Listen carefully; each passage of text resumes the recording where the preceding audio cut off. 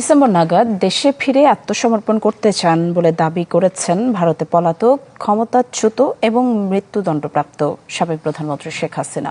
বাংলাদেশের সাবেক প্রধানমন্ত্রী শেখ হাসিনা এবার বলেছেন ঠিক কবে এবং কিভাবে তিনি ফিরবেন।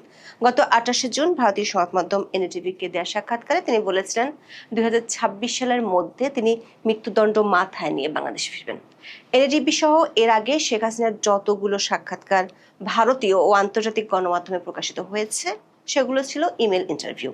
এই প্রথম শেখ হাসিনা আন্তর্জাতিক সংবাদ মাধ্যম রয়টার্সকে টেলিফোন ইন্টারভিউ দিয়েছেন, যেখানে তিনি উল্লেখ করেছেন কখন ও কিভাবে বাংলাদেশে ফিরবেন। রয়টার্সে প্রকাশিত ওই সাক্ষাৎকার ভিত্তিক প্রতিবেদনে বলা হয়েছে, ডিসেম্বরে আত্মসমর্পণের জন্য দলীয় সহকর্মীদের নিয়ে ফেরার পরিকল্পনা করছেন শেখ হাসিনা এবং আমাদেরকেও তিনি নির্দেশনা দিয়েছেন যে আমরাও যেন সব তার সঙ্গে একসঙ্গে আমরা যারা এখানে অবস্থান করছি আমরা যেন দেশে ফিরে যাই। আপনি এটা শুনেছেন, এটাও জানেন আমাদের মাননীয় নেত্রী যা কিছু সিদ্ধান্ত নেন বুঝে শুনেই নেন এবং তিনি তার সিদ্ধান্ত অবিচল থাকেন। শেখ হাসিনা যদি দেশে ফিরে কেবলমাত্র ফিরবে ফাঁসির রায় কার্যকর হওয়ার জন্য। যে আওয়ামী লীগ কোনো রাজনৈতিক দল না, এটা একটা ভারতের দিল্লির একটা নিয়ন্ত্রিত একটা দল। মনে করি না এটা তেমন গুরুত্বপূর্ণ কিছু। সরকার আসলে আওয়ামী লীগ নিয়ে কি ভাবছে, কি করতে চায়, এখনো পর্যন্ত সরকার সিদ্ধান্তহীনতার মধ্যে রয়েছে নাকি সিদ্ধান্ত আসলে নিয়ে রাখা হয়েছে, সেটি নিয়ে এখন কেবল টম অ্যান্ড জেরির খেলা। রয়টার্সের সাথে এক সাক্ষাৎকারে শেখ হাসিনা বলেছেন নেতা কর্মীদের নিয়ে, বড় বড় নেতাদেরকে নিয়ে তিনি ডিসেম্বরে আত্মসমর্পণের পরিকল্পনা করছেন। এই যে ডিপ স্টেট আমরা বলি, সেনা প্রধান ছিল এই ডিপ স্টেটের ফেস, তিনি রিপ্রেজেন্ট করছিলেন ডিপ স্টেট। এটা আমি বলবো যে আমাদের রাজনৈতিক দেউলিয়াতের পরিচয়, যে আমরা একদিকে বলবো যে আমরা আধিপত্যবাদে বিশ্বাস করি না, কিন্তু বিষয়টা হচ্ছে যে আমরা কার আধিপত্যবাদে বিশ্বাস করি না। আমরা একটা দেশকে আধিপত্যবাদের অভিযোগ দিয়ে তার সাথে সম্পর্ক প্রায় বিচ্ছিন্ন করে রাখছি। ভারতকে আমরা প্রভু হিসেবে মানতে রাজি না, কারণ তারা আমাদের মতোই দেখতে, আমাদের মতোই গায়ের রং, আমাদের মতো খাবার দাবার, সে আমার প্রভু হতে পারে না। কিন্তু হ্যাঁ, যারা আগে ছিল আমাদের প্রভু ব্রিটিশরা, তাদের মতো লোক হলে আমরা তাদের প্রভু হিসেবে আমরা দেখতে চাই। কাজে আমরা ইতিমধ্যে আপনারা সবাই দেখে গেছেন যে একটা নিউজ ইন্টারন্যাশনাল মিডিয়াতে, বাংলাদেশের মিডিয়াতে, ইন্টারন্যাশনাল মিডিয়াতে, Reuters, Telegraph and other important media, British এবং আমেরিকান ইন্টারন্যাশনাল মিডিয়া যেগুলি আছে, সেখানে একটা খবর ফলাও করে ছাপা হচ্ছে যে শেখ হাসিনা বাংলাদেশে ডিসেম্বরে চলে যাবেন। এবং ইটস ট্রু, এবং এটা আগেও এটা নিয়ে কথা হয়েছে, কিন্তু গ্লোবাল মিডিয়া সবাই একযোগে একসাথে এই নিউজটা ছাপাচ্ছে। দেখছিলেন মূল ভিডিওর অংশবিশেষ, এবার দেখবেন সম্পূর্ণ ভিডিও। তার আগে ছোট করে একটি অনুরোধ, আপনারা যদি এই ধরনের রাজনৈতিক ভিডিওগুলো দেখতে পছন্দ করে থাকেন অবশ্যই চ্যানেলটি সাবস্ক্রাইব করে পরবর্তী ভিডিওটি সবার আগে পাওয়ার জন্য বেল আইকনটি অল করে দিবেন। চলুন দর্শক, কথা না বাড়িয়ে একটি লাইক দিয়ে একে একে সেই ভিডিওগুলো দেখে আসি। বাংলাদেশের সাবেক প্রধানমন্ত্রী শেখ হাসিনা এবার বলেছেন ঠিক কবে এবং কিভাবে তিনি ফিরবেন। গত 28শে জুন ভারতীয় সংবাদ মাধ্যম এনডিটিভিকে দেওয়া সাক্ষাৎকারে তিনি বলেছিলেন 2026 সালের মধ্যে তিনি মৃত্যুদণ্ড মাথায় নিয়ে বাংলাদেশে ফিরবেন। এনডিটিভি সহ এর আগে শেখ হাসিনার যতগুলো সাক্ষাৎকার ভারতীয় ও আন্তর্জাতিক গণমাধ্যমে প্রকাশিত হয়েছে সেগুলো ছিল ইমেল ইন্টারভিউ। এই প্রথম শেখ হাসিনা আন্তর্জাতিক সংবাদ মাধ্যম রয়টার্সকে টেলিফোন ইন্টারভিউ দিয়েছেন, যেখানে তিনি উল্লেখ করেছেন কখন ও কিভাবে বাংলাদেশে ফিরবেন। রয়টার্সে প্রকাশিত ওই সাক্ষাৎকার ভিত্তিক প্রতিবেদনে বলা হয়েছে, ডিসেম্বরে আত্মসমর্পণের জন্য দলীয় সহকর্মীদের নিয়ে ফেরার পরিকল্পনা করছেন শেখ হাসিনা, যার অর্থ হলো শেখ হাসিনা রয়টার্সকে জানিয়েছেন স্বেচ্ছায় ফিরে এসে তিনি ও তার দলের নেতারা আদালতে আত্মসমর্পণ করবেন। শেখ হাসিনার আশঙ্কা দেশে ফিরে তাকে গ্রেপ্তার করা হতে পারে কিংবা মেরে ফেলা হতে পারে, তা সত্ত্বেও তিনি দেশে ফিরে আসবেন সেটি চূড়ান্ত করে ফেলেছেন। তবে মৃত্যুদণ্ড সত্ত্বেও শেখ হাসিনার এই প্রত্যাবর্তনের পরিকল্পনা নিয়ে ঢাকার সঙ্গে বাংলাদেশের বর্তমান সরকারের সাথে এখনো পর্যন্ত কোনো যোগাযোগ হয়নি বলে জানিয়েছেন। তার ফেরার পর পরিস্থিতি কি হবে সেটার ভার বাংলাদেশের সরকারের উপর নয়, বরং জনগণের উপরে তিনি ছেড়ে দিতে চান। প্রশ্ন হলো, কোন প্রক্রিয়ায় ডিসেম্বরে একযোগে দলের নেতাদের নিয়ে আদালতের মুখোমুখি হবেন বাংলাদেশের সাবেক এই প্রধানমন্ত্রী, আর শেখ হাসিনা ফিরলে তখন কি হতে পারে?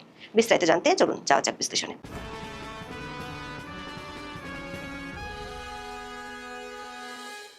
গত 28শে জুন বাংলাদেশের সাবেক প্রধানমন্ত্রী ও দেশটিতে সরকার নির্বাহী আদেশের কার্যক্রম নিষিদ্ধ থাকা দল আওয়ামী লীগের সভানেত্রী শেখ হাসিনা ভারতীয় সংবাদ মাধ্যম এনডিটিভিকে যে সাক্ষাৎকার দিয়েছিলেন সেটি বেশ সাড়া ফেলেছিল।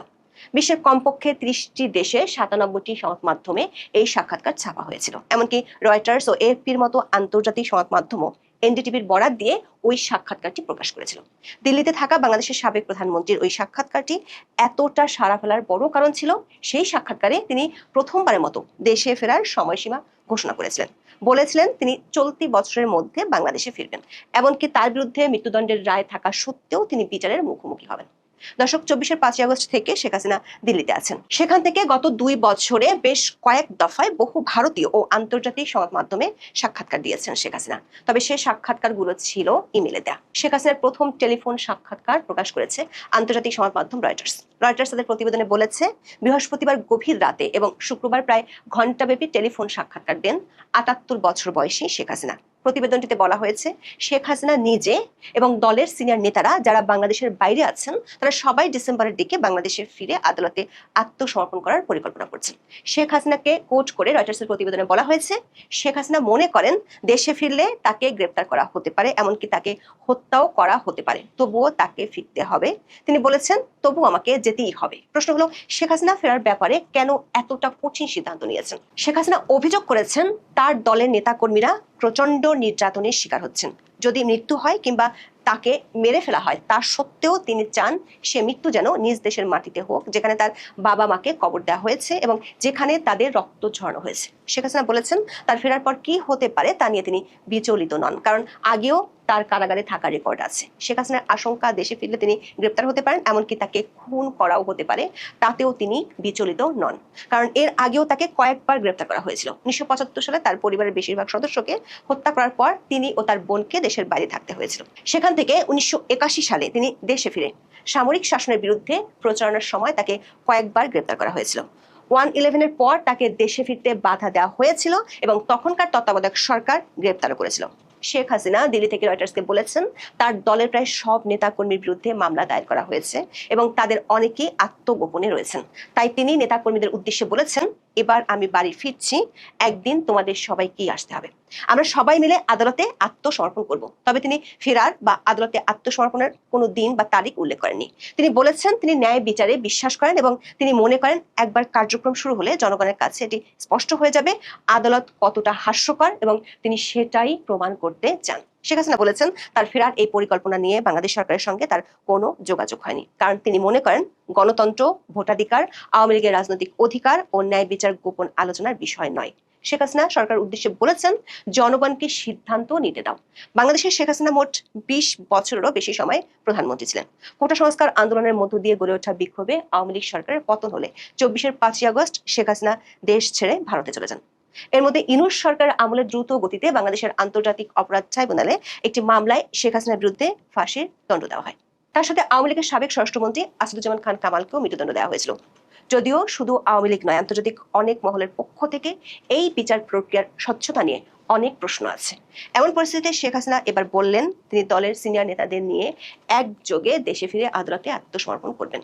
দর্শক, শেখ হাসিনা গত 2 বছরে দিল্লিতে থাকা অবস্থায় সংবাদ মাধ্যম থেকে লিখিত প্রশ্ন নিতেন এবং সেগুলোর উত্তর দিতেন, কিন্তু এর আগে কোনো টেলিফোন সাক্ষাৎকার দেননি। রয়টার্সকে দেওয়া প্রথম টেলিফোন সাক্ষাৎকারটিতে শেখ হাসিনা বলেছেন তিনি কখন ফিরবেন এবং কিভাবে ফিরবেন সে বিষয়ে কোনো বিদেশি সরকারের সঙ্গে তার আলোচনা হয়নি। রয়টার্স বলছে শেখ হাসিনা এই প্রথমবারের মতো তার ফেরার একটি টাইমটেবল জানিয়েছেন, যেখানে শুধু তিনিই নন, আওয়ামী লীগের অন্য লিডাররাও ফিরবেন। তাদের মতে মৃত্যুদণ্ডপ্রাপ্ত সাবেক স্বরাষ্ট্রমন্ত্রী আসাদুজ্জামান খান কামালও আছেন। তবে রয়টার্স আওয়ামী লীগের অন্য নেতাদের সাথে যোগাযোগ করতে পারেনি এবং তাদের মতামত জানতে পারেনি। শেখ হাসিনা বলেছেন বাংলাদেশ সরকার তাকে ফিরে নিতে চায় বলে দাবি করছে এবং তাকে ফেরত পাঠানোর জন্য ভারতকে চিঠি দিচ্ছে। এখন তিনি উল্টো নিজেই বলছেন আই উইল গো মাইসেলফ, মানে তিনি নিজেই ফিরবেন। শেখ হাসিনার বক্তব্যের বিষয়ে রয়টার্স বাংলাদেশ সরকার মুখপাত্রের মন্তব্য জানতে চেয়েও পায়নি। অন্যদিকে ভারতের পররাষ্ট্র মন্ত্রণালয় এ বিষয়ে কোনো মন্তব্য করেনি। দর্শক, এতদিন বাংলাদেশ সরকার পক্ষ থেকে বারবার বলা হচ্ছে তারা ভারতের কাছে শেখ হাসিনাকে ফেরত চেয়েছে। এখন শেখ হাসিনা নিজেই বলছেন তিনি ডিসেম্বরে ফিরবেন। এমন অবস্থায় প্রশ্ন উঠেছে বাংলাদেশের বিদ্যমান রাজনৈতিক পরিস্থিতিতে দেশটির সরকার শেখ হাসিনার এই ফেরার জন্য প্রস্তুত কিনা। রয়টার্সের প্রতিবেদনে বলা হয়েছে শেখ হাসিনার এই ফেরা গত 2 বছর ধরে বাংলাদেশে যে রাজনৈতিক বিভাজন চলছে সেটিকে আরো তীব্র করতে পারে। রয়টার্স তাদের প্রতিবেদনে বঙ্গবন্ধু, আওয়ামী লীগ ও শেখ হাসিনার রাজনৈতিক সাফল্যের কথা তুলে ধরে বলেছে 1975 সালের 15ই আগস্ট তার বাবা এবং তার পরিবারের বেশিরভাগ সদস্যকে হত্যা করা হয়। এরপর শেখ হাসিনা গত অর্ধ শতাব্দী ধরে বাংলাদেশে একজন প্রভাবশালী ব্যক্তিত্ব ছিলেন।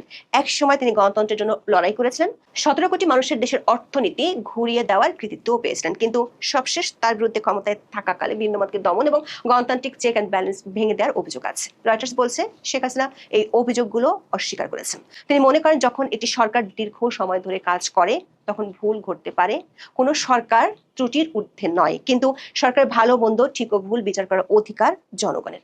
তিনি এই রায় জনগণের উপর ছেড়ে দিয়েছেন। শেখ হাসিনার সাক্ষাৎকারে আওয়ামী লীগের কার্যক্রমের উপর নিষেধাজ্ঞার বিষয়টি নিয়ে প্রশ্ন তুলে বলেছেন, তারা হয়তো আমাকে দোষী সাব্যস্ত করেছে এবং আমি নির্বাচনে প্রতিদ্বন্দ্বিতা করতে পারবো না, কিন্তু তারা কেন আওয়ামী লীগকে স্থগিত করবে? আমরা যদি খারাপ কাজ করে থাকি তবে জনগণকে সিদ্ধান্ত নিতে দিন। শেখ হাসিনা বলেন আওয়ামী লীগ পুনর্গঠনের প্রচেষ্টার অংশ হিসেবে তিনি বাংলাদেশের 300টি সংসদীয় আসনের মধ্যে 125টি নিয়ে অনলাইনে সভা করেছেন। এর আগে এনডিটিভিতে শেখ হাসিনার সাক্ষাৎকারটি প্রকাশিত হওয়ার পর বাংলাদেশের রাজনৈতিক অঙ্গনে বেশ আলোচনা শুরু হয়েছিল। সরকার পক্ষ থেকে সরাসরি কিছু না বললেও কাউন্টার অ্যাটাক হিসেবে আওয়ামী লীগের বিচার করার বিষয়টি সামনে আনা হয়েছে। এখন রয়টার্সের মতো আন্তর্জাতিক সংবাদ মাধ্যমে টেলিফোন সাক্ষাৎকার দিয়ে শেখ হাসিনা বলেছেন তিনি শুধু একা নন, দলের নেতাদের নিয়ে ফিরবেন। আওয়ামী লীগের একাধিক সূত্র বলছে শেখ হাসিনার ফেরার আগে আওয়ামী লীগ বড় রকমের শোডাউন করতে চায়। সে লক্ষ্যে ঢাকা সহ অন্য মহানগর কমিটিগুলো গঠনের কাজ শুরু হয়েছে। প্রশ্ন হলো রয়টার্সের এই সাক্ষাৎকারের পর সরকারের প্রতিক্রিয়া কি হবে? আরেকটি প্রশ্ন হলো শেখ হাসিনা ফিরলে কি হবে? আইনজীবীরা মনে করেন শেখ হাসিনা দেশে ফিরলে আদালতে আত্মসমর্পণ করার পর আদালতে আপিল করবেন। সেক্ষেত্রে প্রথমে তার পক্ষের আইনজীবীরা মৃত্যুদণ্ড দেওয়ার রায়ের স্টে অর্ডার চাইবেন। যদিও শেখ হাসিনা আইনের দৃষ্টিতে একজন পলাতক এবং তার আবেদনের সময়সীমা পেরিয়ে গেছে, কিন্তু মৃত্যুদণ্ড বিধানের ক্ষেত্রে আসামি ফেরার পর আপিল করলে আদালত সাধারণত তা মঞ্জুর করেন। আইনজীবীদের একটি পক্ষ মনে করেন বাংলাদেশের যুদ্ধাপরাধের দায় নিয়ে মৃত্যুদণ্ড থেকে ফিরে সংসদ সদস্য হওয়ার নজির যেখানে আছে সেখানে রাজনৈতিক পট পরিবর্তনে অনেক কিছুই সম্ভব। এখন এ পর্যন্ত সবাই ভালো থাকুন, সুস্থ থাকুন, নিরাপদে থাকুন। সরকারেরই কোনো কোনো কর্মকাণ্ড অথবা সরকারের দায়িত্বশীল ব্যক্তিদের কারো কারোর কথাবার্তায় বা আচরণে এই প্রশ্নটি মাঝে মধ্যেই আমাদের সামনে খুবই গুরুত্বের সঙ্গে উঠে আসে যে সরকার আসলে আওয়ামী লীগ নিয়ে কী ভাবছে, কী করতে চায়। এখনো পর্যন্ত সরকার সিদ্ধান্তহীনতার মধ্যে রয়েছে, নাকি সিদ্ধান্ত আসলে নিয়ে রাখা হয়েছে সেটি নিয়ে এখন কেবল টম অ্যান্ড জেরির খেলা। আওয়ামী লীগ নিষিদ্ধ হবে কিনা সে সিদ্ধান্ত দিবে আদালত, এমন একটি মন্তব্য গত কয়েকদিন আগে করলেন প্রধানমন্ত্রীর তথ্য বিষয়ক উপদেষ্টা ডাক্তার জাহিদুর রহমান। তো তখন অনেকেরই মাথায় আসছিল না যে এখানে আসলে আদালতের প্রসঙ্গ কিভাবে আসছে এই মুহূর্তে। আওয়ামী লীগ নিষিদ্ধ হওয়া না হওয়ার বিষয়ে তো আওয়ামী লীগের পক্ষ থেকে কেউ কোনো রিট করেনি, অথবা সরকারও আদালতে দ্বারস্থ হয়নি এই বিষয় নিয়ে। তাহলে কিভাবে সিদ্ধান্ত আসবে? নাকি আদালত নিজে স্বতঃপ্রণোদিত হয়ে এ বিষয়ে কোনো সিদ্ধান্ত দিবে, কোনো রুল জারি করবে? পরবর্তীতে এসে আবার আমরা দেখলাম যে মঙ্গলবার সেই একই ব্যক্তি ডাক্তার জাহেদ সাহেব সে বিষয়ে আরেকটু খোলাসা করে সাংবাদিকের সামনে কথা বললেন। কিন্তু যে কথা তিনি বললেন তাতে কি স্পষ্ট কোনো মেসেজ পাওয়া যায় আগামীর রাজনীতি নিয়ে? তিনি কি বললেন? তিনি বলছেন আওয়ামী লীগ তো নিষিদ্ধ হয়নি, তাদের কর্মকাণ্ড নিষিদ্ধ রয়েছে, একটু অপেক্ষা করুন। আমাদের স্বরাষ্ট্রমন্ত্রী জানিয়েছেন, আমাদের আইসিটি থেকে জানানো হয়েছে, তদন্ত চলছে, সেই সময়টা পর্যন্ত অপেক্ষা করলেই হবে, বিচারে দেখা যাবে তাদেরকে নিষিদ্ধ করা হবে কিনা। আবারও বলছি, এটি আদালতের এখতিয়ার, বিচারক সপক্ষের কথা শুনে সিদ্ধান্ত নেবে। এ বিষয়ে বিশ্লেষণ পরে আসছে, তার আগে ছোট্ট করে একটা কথা বলে রাখি। মানে আমাদের এই জাতির কি দুর্ভাগ্য, এখন আমাদেরকে তুলনা করতে হয় আওয়ামী লীগ এবং যুদ্ধাপরাধীদের সংগঠন জামায়াতের মধ্যে। মানে যুদ্ধাপরাধী সংগঠন হিসেবে কেন জামাতের বিচার করা হয় না, কেন আওয়ামী লীগের বিচার করা হচ্ছে, এই প্রশ্ন এখন উঠেছে। এই প্রশ্ন এখন বাধ্য অনেক করতে হচ্ছে। আর এই যে ডক্টর ইউনূসের ম্যাটিকুলাস ডিজাইন, সেটির এটিও একটি অংশ যে মুক্তিযুদ্ধে নেতৃত্ব দানকারী দল আওয়ামী লীগকে নামিয়ে আনা হবে খুব কৌশলে স্বাধীনতা বিরোধী শক্তির এক কাতারে। আওয়ামী লীগের শাসনের সময়গুলোতে অবশ্যই অনেক ধরনের ভুল আছে, অনেক ধরনের অপকর্ম আছে, অন্যায় আছে, লুটতরাজ আছে, কিন্তু তাই বলে জামায়াতের সঙ্গে নামিয়ে আনা এখন বাধ্য হয়ে সে প্রশ্ন উঠছে, এবং এটাই তারা চেয়েছিল। এখন জাহেদ সাহেব কেন কথা বলছেন? অনেকে মনে করতে পারেন যে জাহেদ সাহেবের দলটা আওয়ামী লীগ নেতা কর্মীদের প্রতি একটু উতলে উঠেছে, তারা যে মাঝে মধ্যে নানান ধরনের কর্মসূচি দিচ্ছে, সেই কর্মসূচি থেকে তাদেরকে আটক করা হচ্ছে রাজনৈতিক কার্যক্রম নিষিদ্ধ থাকার কারণে। তো তিনি শুভাকাঙ্ক্ষী হয়ে নেতাকর্মীদের, আওয়ামী লীগ নেতাকর্মীদের অস্থির হতে বারণ করছেন, অপেক্ষা করতে বলছেন। তিনি সম্ভবত মেসেজ দেওয়ার চেষ্টা করছেন যে খুব শীঘ্রই নিষেধাজ্ঞা তুলে নেওয়া হবে আদালতের মাধ্যমে, যেহেতু মানবতা বিরোধী অপরাধের দায়ে বা অভিযুক্ত করে সংগঠন হিসেবে আওয়ামী লীগের বিচার শুরু হতে চলেছে। এখন তদন্তের পর্যায়ে আছে আন্তর্জাতিক অপরাধ ট্রাইব্যুনালের রাষ্ট্রপক্ষের আইনজীবীদের মাধ্যমে। সেই জায়গা থেকে এই কথা বলা হচ্ছে, নাকি তিনি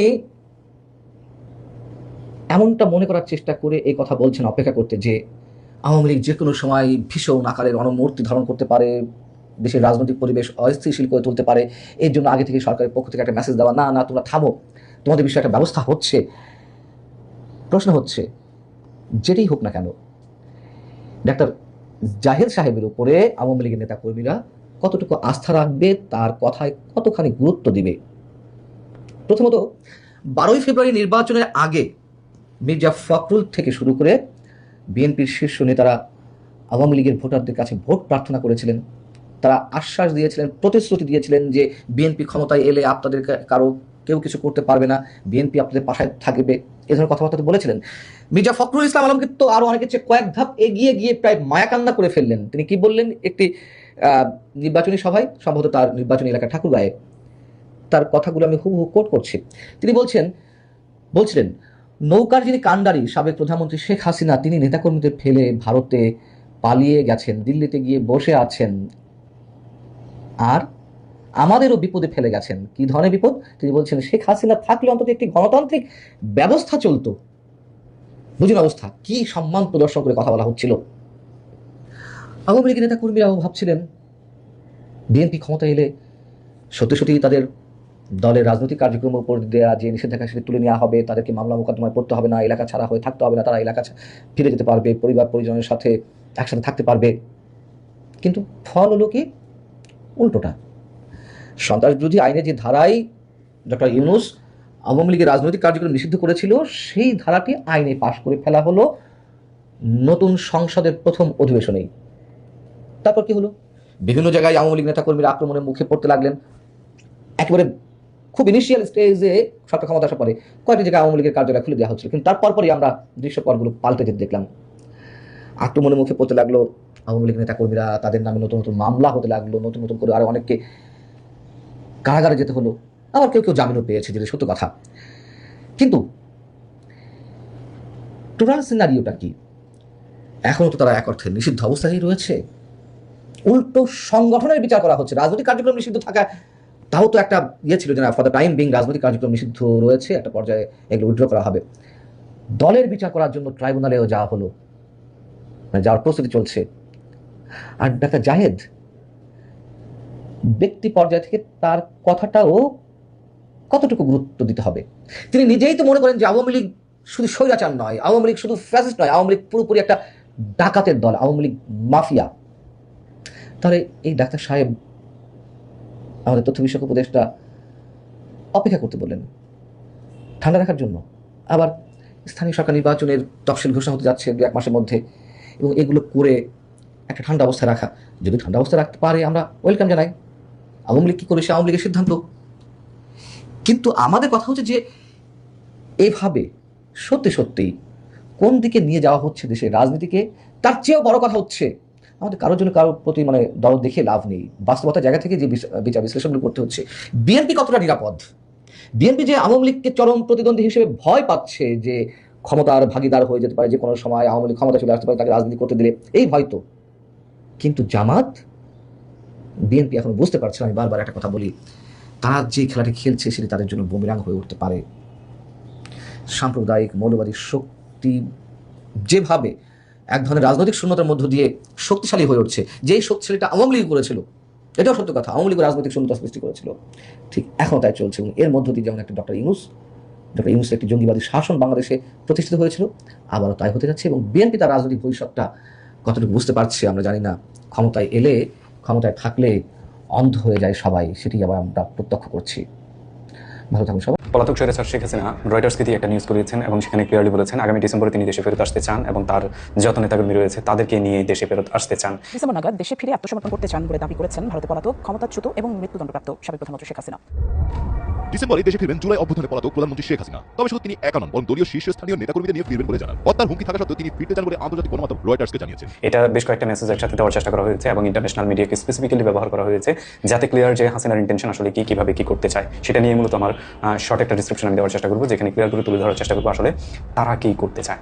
এখানে বেশ অনেকগুলো জিনিস জড়িত একসাথে। তারা মূলত প্রথম যেটা করতে চায় সেটা হচ্ছে কনফিডেন্স অফ পলিটিক্যাল রিকভারিটাকে এনশিওর করতে চায়। সরাসরি যদি বলি, এটা মূলত যে পলিটিক্যালি তারা টোটালি ডিস্ট্রয়েড হয়ে গেছে সেটাকে রিকভার করতে চায়। এজ এ বাংলাদেশের একটা পলিটিক্যাল টিম হিসেবে তাদের যে ইমেজ ছিল সেটাকে পুনরুদ্ধার করার চেষ্টা করতে চায় মূলত হাসিনার রিটার্ন ওয়ার্ডকে কাজে লাগিয়ে। অ্যাকচুয়ালি কতটুকু করতে পারবে সেটা ডিফারেন্ট কেস, বাট তারা করতে চায় মূলত টোটাল পলিটিক্যাল রিকভারিটাকে করতে চায়। এবং এখানে মূলত নিজেদের যে এন্টার সাপোর্টিং রোল ছিল সারা বাংলাদেশে, তাদের যে সমর্থক ছিল সেই সমর্থকদেরকে আরও একবার পুনরুজ্জীবিত করতে চায়। তাদের ভিতরে একটা কনফিডেন্স ঢুকিয়ে দেওয়ার চেষ্টা করতে চায় যে আওয়ামী লীগ এখন জীবিত রয়েছে, আওয়ামী লীগকে দিয়ে এদেশের সরকার আরেকবার গঠন করা সম্ভব এবং তোমরা উজ্জীবিত হও। এটা হচ্ছে তাদের পলিটিক্যাল কনফিডেন্স রিকভারির মূল রাস্তা তারা এখানে তৈরি করতে চায় হাসিনাকে দিয়ে। হাসিনা মূলত এখানে ট্রাম্প কার্ড হিসেবে ব্যবহার করতে চায়। যে হাসিনা মানে ক্ষমতার চূড়ান্ত স্তম্ভে থাকা অবস্থা পালিয়ে গিয়েছে, তাকে দিয়ে পলিটিক্যালি তাদের কনফিডেন্স রিকভার করতে চায়। এটা মূলত একটা সিগন্যাল। দ্বিতীয় সিগন্যাল, তারা মূলত লিগেল ইস্যুটাকে মানে সরাসরিভাবে যদি বলি খুনের দায়ে রয়েছে হাসিনা, তার হাতে তার এগেনস্টে টোটাল 663টা সম্ভবত মামলা রয়েছে, যার মধ্যে 445টার উপরে রয়েছে সরাসরি খুনের মামলা, হত্যা মামলা। এবং এই হত্যা মামলা, খুনের মামলা থাকা অবস্থায় হাসিনা যখন রিটার্নের ঘোষণা দিচ্ছে তার নেতাকর্মী সহ, তখন আপনাকে ক্লিয়ারলি মেসেজ দিচ্ছে যে বাংলাদেশে যে আইন রয়েছে, যে ল রয়েছে সেটাকে রেসপেক্ট করে। এই ধরনের একটা মেসেজ অনেকের মনে দিতে চায়, দিয়ে সে দেশে আসতে চায়। এটা মিনিংস হচ্ছে বাংলাদেশের যে হাইকোর্ট রয়েছে, সুপ্রিম কোর্ট রয়েছে, যেগুলোকে সে তুরুপের তাসের মতো ব্যবহার করে গিয়েছে অন্যদের এগেনস্টে, সেটাকে সে বিলিভ করে এবং সে দেশে ফেরত আসতে চায় এবং দেশের মানুষের উপর তার আস্থা রয়েছে। এই ধরনের একটা মেসেজ সাধারণের মনে ঢুকিয়ে দিতে চায় এবং বুঝাতে চায় যে সে আইনের প্রতি রেসপেক্টফুল। যে রেসপেক্টফুল মানুষটা আইনের চূড়ান্ত স্তম্ভে থাকা অবস্থায়, ক্ষমতার চূড়ান্ত স্তম্ভে থাকা অবস্থায় আইনকে লিটারালি মিডল ফিঙ্গার দেখিয়ে সে সরাসরিভাবে দেশের মানুষকে হত্যা করেছে, সে মানুষ এখনই কথা বলছে দেশে ফেরত আসবে লিগেল অ্যাকশনকে সাথে নিয়ে এবং দেশের আইনের প্রতি শ্রদ্ধা জানিয়ে আত্মসমর্পণ করতে চায় আদালতে। এটা নাথিং এলস, শুধুমাত্র আইনের যে একটা সুরসুরি আছে না, সেটাকে ব্যবহার করে তার দলের রাজনীতিটাকে পুনরুজ্জীবিত করতে চায় এবং এখানে তার এটাই মূলত একমাত্র স্ট্রেংথ কাজে লাগানোর চেষ্টা করে যাচ্ছে। টোটালি পলিটিক্যাল স্ট্রেংথটাকে তার সমর্থকদের উপর ছড়িয়ে দেওয়ার চেষ্টা করে যাচ্ছে এবং ইন্টেনশনাল মেসেজ মূলত ফরওয়ার্ড করতে চায়, যেখানে সে রিকভার করে মানে নিজের পলিটিক্যাল ইমেজটাকে রিকভার করার সাথে সাথে তার ইন্টেনশনাল যেই মানে গুড ইমেজটাকে সে হারিয়েছে সেটাকে মূলত পুনরুদ্ধার করতে চায় এই রিটার্নের মাধ্যমে। এবং ক্লিয়ারলি বলে যাচ্ছে যে সে বাংলাদেশের রাজনীতি বিশ্বাস করে এবং বাংলাদেশের রাজনীতিতে আওয়ামী লীগের এখনো সাপোর্ট রয়েছে, সেই সাপোর্টটাকে সে মূলত উদ্ধার করতে চায়। সরাসরিভাবে এটাই বোঝার চেষ্টা করে যাচ্ছে। অ্যান্ড টেস্টিং পাবলিক রিয়েকশন মূলত হচ্ছে সরাসরিভাবে সে পাবলিক একটা রিয়েকশন টেস্ট করতে চায় যে এখানে সে ফেরত আসার যে কথাগুলো বলছে তাতে করে তার যে সমর্থক রয়েছে তারা আসলে কি রিয়েকশন করে, কতটুকু তাকে সমর্থন দেয়, কি পরিমাণ মানুষ আওয়ামী লীগের নামে রাস্তায় নেমে যায়, স্লোগান দেয়, মিছিল দেয়। আপনি এখন পর্যন্ত হাসিনার গত 24 আগস্টের পর থেকে এখন পর্যন্ত অনেকগুলো অডিও বার্তা আপনি খুঁজে পাবেন। নিউজ ফোর্স সে তৈরি করেছে, পেইড নিউজ, এগুলো সবই পেইড নিউজ তৈরি করেছে যে তার সমর্থকদের উদ্দেশ্যে বিভিন্ন ধরনের বার্তা প্রদান করে এবং তাতে করে কিছু কিছু আবুল মুফিজ কাশেম আছে না, রাস্তার বিভিন্ন প্রান্তে মিছিলে নেমে যায়। আপনি কখনো গাজীপুরে দেখবেন, কখনো কারণ বাজারে দেখবেন, কখনো কুমিল্লায়, কখনো হচ্ছে চট্টগ্রামে, এইভাবে আপনি দেখবেন তাদের খণ্ড মিছিল হয়। 15 জন 20 জনের একটা মিছিল, পেছন থেকে কেউ হই বললেও দৌড়ে চলে যায়, পালিয়ে যায়। এটা মূলত সেটাই যে তাদের সাপোর্টার কি পরিমাণ রয়েছে দেশের মধ্যে, তাদেরকে তাদের দলের মানুষ কি পরিমাণ বিশ্বাস করে সেটা টেস্ট করতে চায়। দ্বিতীয়টা টেস্ট করতে চায় মূলত সরকার, মানে বাংলাদেশ সরকার এখন যে সরকার ক্ষমতায় বসে আছে, তারা হাসিনার উচ্চবাচ্যতে কতটুকু বিচলিত হয়ে যায় অথবা তাদের ভেতরে দেশের সরকার নিয়ন্ত্রণের কেন্দ্রে কতটা পাওয়ারফুল তারা অবস্থান রয়েছে এবং তারা কতটুকু দেশের আইন, সংসদ, বিচার কিংবা হচ্ছে টোটাল জুডিশিয়ারি অ্যান্ড ব্যুরোক্রেট কি পরিমাণ তাদের হাতে রয়েছে সেটা টেস্ট করার চেষ্টা করে যাচ্ছে। এবং অপোনেন্ট যারা রয়েছে, লাইক শুধুমাত্র তো বিএনপি নয়, এখানে জামাতও তার অপোনেন্ট, এনসিপি তার অপোনেন্ট, আরও ধরেন যে 40-50টা দল রয়েছে, বেশিরভাগ ক্ষেত্রে তার অপোনেন্ট, কিছু কিছু হচ্ছে তার গোলাম। তাদেরকে মূলত টেস্ট করতে চায় যে তারা আসলে কোন রিয়েকশনে রয়েছে। যদিও কিছু কিছু মানুষ বিভিন্ন ধরনের মন্তব্য করে, সেগুলো একটা ফ্যাক্ট, কিন্তু তারা এখানে মানুষের সমর্থনটা এবং অপোনেন্টের রিয়েকশনটা দুটোই টেস্ট করতে চায়। অ্যান্ড সাথে সাথে ইন্টারন্যাশনাল যে অর্গানাইজেশন রয়েছে, ইন্টারন্যাশনাল যে বডি রয়েছে, ইন্টারন্যাশনাল যে টিম রয়েছে, সেগুলো অ্যাকচুয়ালি হাসিনার এইসব ওয়ার্ডে মানে ফিরে আসার ওয়ার্ডে কোন রিয়েকশন করে, তাদের সাথে যোগাযোগ করে কিনা, যদি যোগাযোগ করে তাহলে তাদের ইন্টেনশন কীরকম হাসিনার ক্ষেত্রে কিংবা আওয়ামী লীগের ব্যাপারে, সেগুলো জাজ করতে চায়। এবং তার থ্রুতে যে ইনভেস্টর হয়েছে সেই সময়, লাইক আপনার একটা কথা বলে আদানির কথা বলতে পারেন, এবং ভারতের এই ধরনের অনেক ইনভেস্টর গ্রুপ রয়েছে আর অন্যান্য দেশের এইসব ইনভেস্টর গ্রুপরা অনেকে হচ্ছে তাদের বিনিয়োগ নিয়ে সমস্যা রয়েছে, যেমন ইন্ডিয়ান গভর্নমেন্ট নিজেই রয়েছে, মংলা পোর্ট এই মুহূর্তে চায়নার হাতে তুলে দেওয়া হয়েছে। সো ক্লিয়ার যে এইসব ইনভেস্টররা আসলে কোন রিয়েকশনে রয়েছে, ইভেন ইন্ডিয়ান গভর্নমেন্ট তাকে আসলে কিভাবে দেখতে চায়, সে যদি যাওয়ার কথা বলে তাকে আসলে গুরুত্ব দেয় কিনা, এগুলো সেখানে টেস্ট করার জন্য মূলত হচ্ছে এই ধরনের এক একটা পেইড নিউজ প্রচার করে যাচ্ছে। আপনি ক্লিয়ারলি প্যাটার্ন দেখেন এবার কিন্তু রয়টার্সকে নিয়েছে। আপনি এর আগের বারে যতবার আওয়ামী লীগ রিলেটেড কোনো বিগ নিউজ তৈরি করার চেষ্টা করা হয়েছে, প্রত্যেকবার রয়টার্সকে নেওয়া হয়েছে। And Reuters is one of the corrupt media in the world. আপনি যদি খুঁজে তাকান, তাদের কাছে পেইড নিউজ আপনি করে মানে মৃত মানুষকে জীবিত বানিয়ে ফেলতে পারবেন। আপনি মিডল ইস্ট ক্রাইসিসের দিকে তাকান, ইভেন লিবিয়া, আফগানিস্তান, ইরাক এসব ইস্যুতে তাকান, প্রো আমেরিকান নিউজ সবসময় করে যেত। এবং একই জায়গায় রয়টার্সকে মূলত আপনি টাকা দিয়ে যে কোনো নিউজ করাতে পারেন, এবং সেটাই হচ্ছে। সো রয়টার্সের মতো মিডিয়ার ইমেজ ব্যবহার করে মূলত সরাসরি চেষ্টা করা হচ্ছে যে বাংলাদেশে তার ফিরে আসাটাকে কীভাবে দেখা যায়। এবং জেনারেল পাবলিক যারা হচ্ছে মূলত টোটালি পলিটিক্সের সাথে সিরিয়াসলি কানেক্টেড না, এবং পলিটিক্স নিয়ে তারা কোনো ভাবে না, কিন্তু ভোটের সময় হলে তারা গিয়ে একটা ভোট দিয়ে আসে, নিজের পছন্দের প্রার্থীকে দেয়, তাদের রিয়েকশনটা এখানে জাজ করার চেষ্টা করবে। আওয়ামী লীগের প্রচুর সংগঠন রয়েছে যারা মূলত পাবলিক রিয়েকশন নোট করার জন্য রাস্তায় রাস্তায় ঘুরবে, আপনার কাছে বিভিন্ন ওয়ার্ডের মাধ্যমে জানতে চাইবে যে তারা আওয়ামী লীগকে কীভাবে দেখে। চা দোকানের আড্ডায় অনেক সময় তারা খোঁজার চেষ্টা করবে আওয়ামী লীগের ব্যাপারে, হাসিনার ব্যাপারে অ্যাকচুয়ালি এই মুহূর্তে পাবলিকের মতামত কি, সেগুলো তারা হচ্ছে নোট করার চেষ্টা করবে। সো সেগুলো এখন করার চেষ্টা করে যাচ্ছে। অ্যান্ড হাসিনা যদি সত্যি সত্যি ফিরে আসে, তাহলে তার রিয়েকশনটা মানে আমাদের পলিটিক্যাল এরিনাতে রিয়েকশন অ্যাকচুয়ালি কী হবে জাস্ট একদম ক্লিয়ার, যেখানে পলিটিক্যাল একটা ক্লাশ তৈরি হবে সহজ ভাষায়। এনসিপি একটা গ্রুপ যেটা অতীতে ছিল না, এখন আছে, এরা সরাসরিভাবে এন্টি আওয়ামী লীগ, এবং আওয়ামী লীগকে তারা সহ্য করতে পারবে না, সো তারা রাস্তায় নামবে। অ্যান্ড এই গ্রুপের বেশিরভাগ অংশ মূলত হচ্ছে ছাত্র, এবং ছাত্রদেরও অনেক ক্ষেত্রে আছে বিভিন্ন দলমত থেকে আসা, সো তারা ডেফিনেটলি রাস্তায় নামবে। জামাত একটা গ্রুপ, তারাও রাস্তায় নামার মতো আমি ঠিক বিলিভ করি না তাদেরকে, অনেক ক্ষেত্রে আমার মনে হয় তারা আওয়ামী লীগের হয়ে কাজ করে, হয়তো নামতে পারে। বিএনপি ডেফিনেটলি এখানে রাস্তায় নামবে, এবং তাদের মধ্যেও কনফ্লিক্টেড কিছু ফিগার রয়েছে। যেমন কিছুদিন আগে একজন সংসদ সদস্যের কথা আপনি দেখতে পেলেন যে সে জুলাইকে প্রশ্ন করে বসতেছে 6.7 mm নিয়ে। সো বিএনপি থেকেও রাস্তায় নামবে, এই ধরনের নামার মতো মানুষ রয়েছে। সো অলমোস্ট এক্সিস্টিং যতগুলো পলিটিক্যাল পার্টি মুহূর্তে বাংলাদেশের রাজনীতিতে রয়েছে, অ্যাক্টিভলি সংসদে রয়েছে, তারা বেশিরভাগ অংশে রাস্তায় নামবে, এবং এটা নিয়ে একটা পলিটিক্যাল ক্লাশ রাস্তায়। এই ভিডিওগুলো দেখছিলেন, এ সম্পর্কে আপনাদের মতামত কমেন্টে লিখে পাঠাবেন। ভিডিও ভালো লাগলে চ্যানেলটি সাবস্ক্রাইব করে আমাদের সাথেই থাকতে পারেন। এতক্ষণ সাথে থাকার জন্য ধন্যবাদ।